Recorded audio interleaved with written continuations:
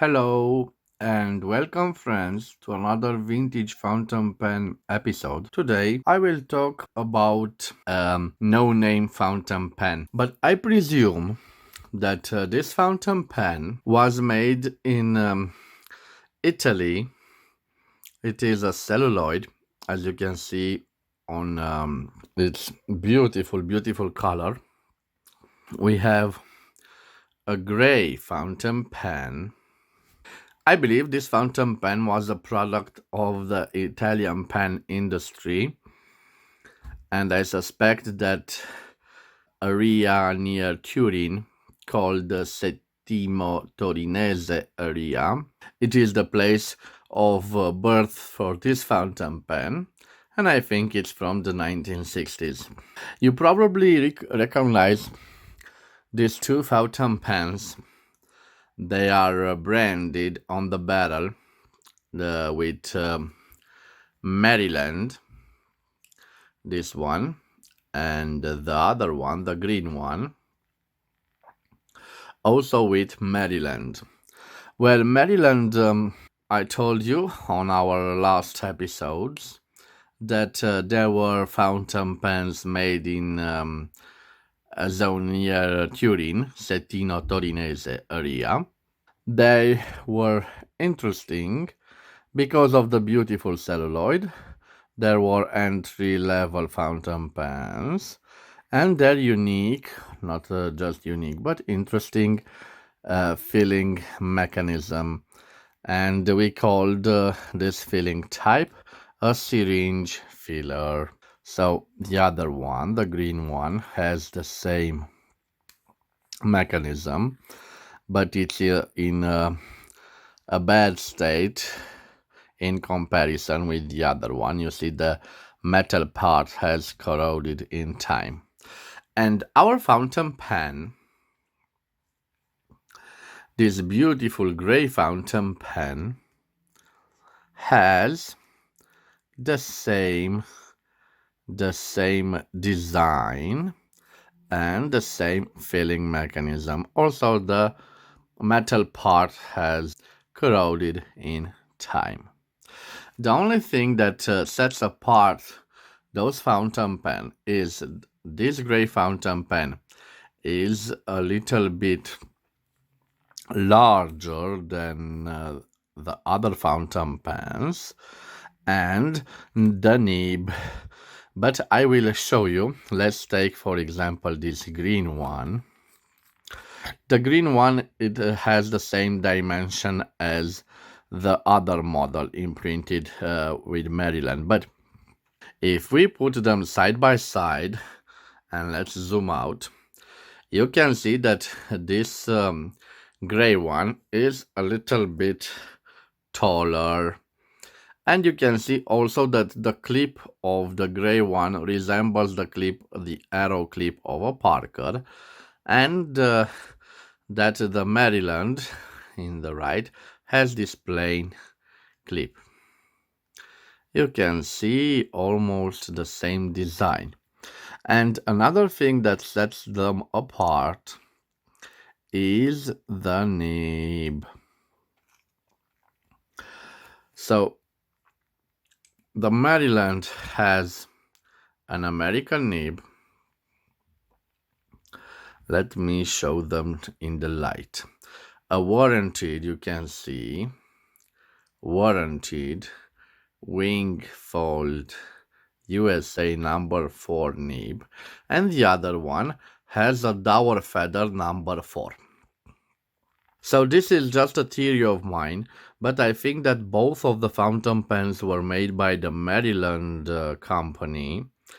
And although in the 1930s Maryland produced its nibs, or had suppliers that provided them with gold nibs imprinted Maryland on them, these products of the early 1950s are the result of market changes, and especially the competition of the ballpoint pen and introduction of newer materials to the building process of fountain pens.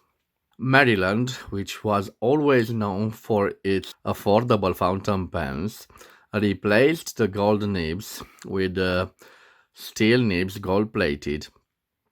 And I think that the green one is from the first generation, and it's used warranted made in USA nibs.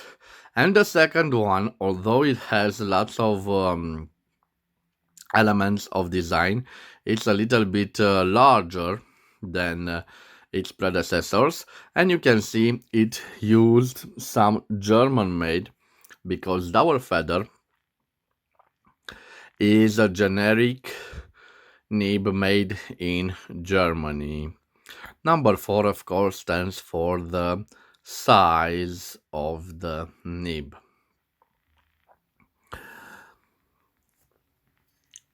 This is a quite beautiful fountain pen.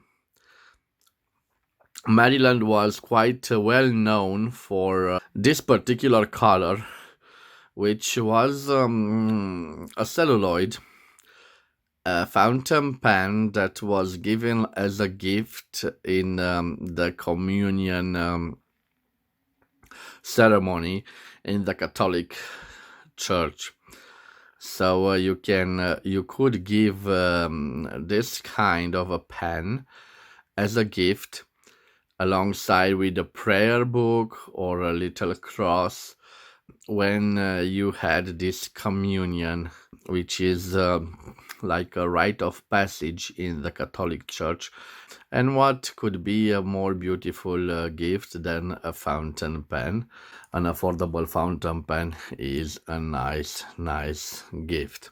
This is my little theory about this fountain pen. Maybe I am mistaken, but if I am mistaken, please write me in the comments.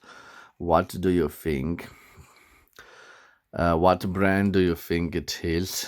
I presume it is Maryland, because I bought all of these fountain pens from the same seller, and I think that this really is an unbranded Maryland product from the zone, from the city of Turin, Italy. Last time when I did the review on this fountain pen, the green fountain pen, and this beautiful NOS fountain pen, I don't know the pattern, how to call this pattern, but it is marvelous. It's beautiful in the sunlight.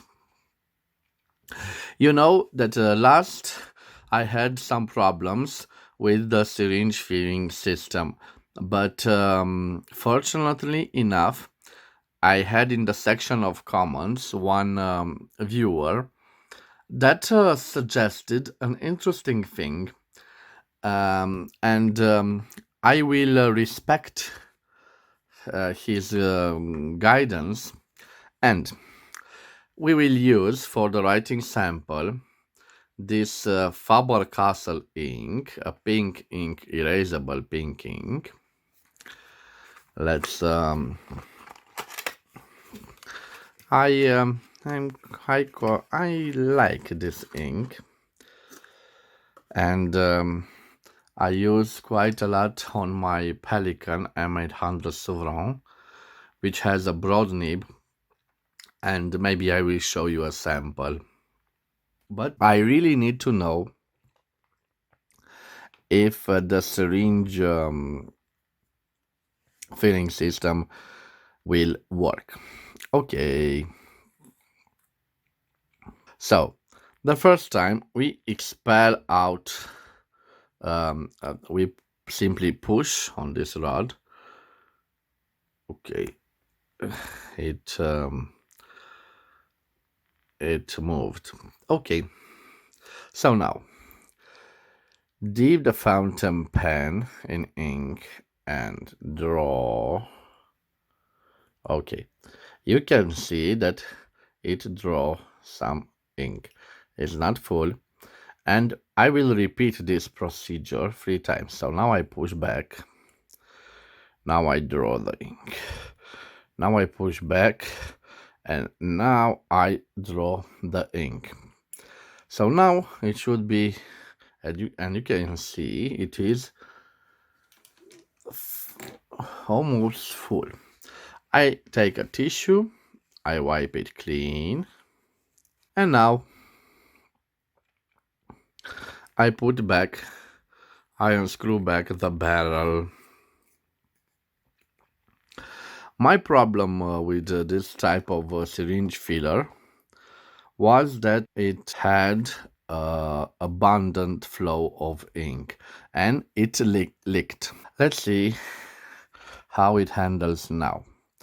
This, I presume, it is also a Maryland, and as you can see, I'm disappointed because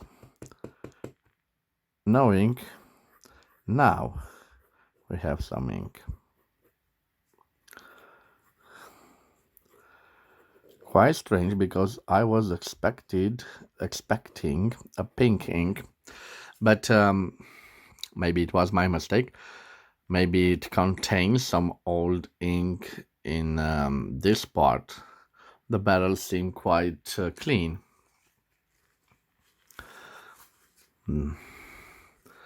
So this is what happens if you don't properly clean your fountain pen. Okay. So we were expecting a pink color, but unfortunately I did the mistake of not cleaning properly the fountain pen. But let's write it like it is. Maryland, and this is just a guess. Made in Italy, and I think it was made in the 1960s, around 1960s. It has an interesting syringe filling system.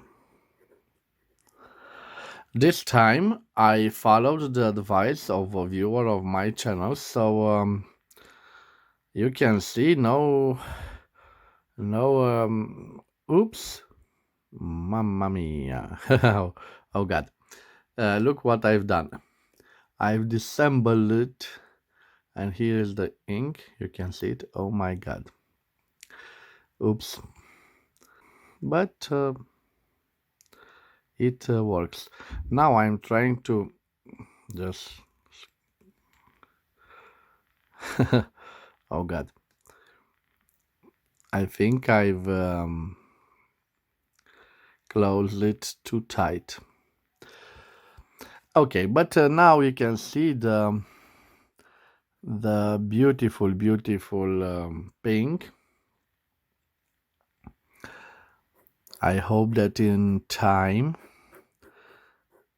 also this blue becomes pink, as you can see. It is a quite nice fountain pen, no scratching, although you can hear a little feedback from the paper.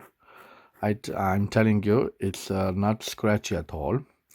Let's check it out if we have some line variations. No flex. So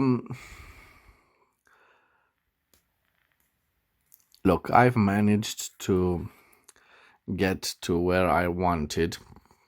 So this is the reservoir. It is quite full, and this fountain pen has no problems with the flow of ink.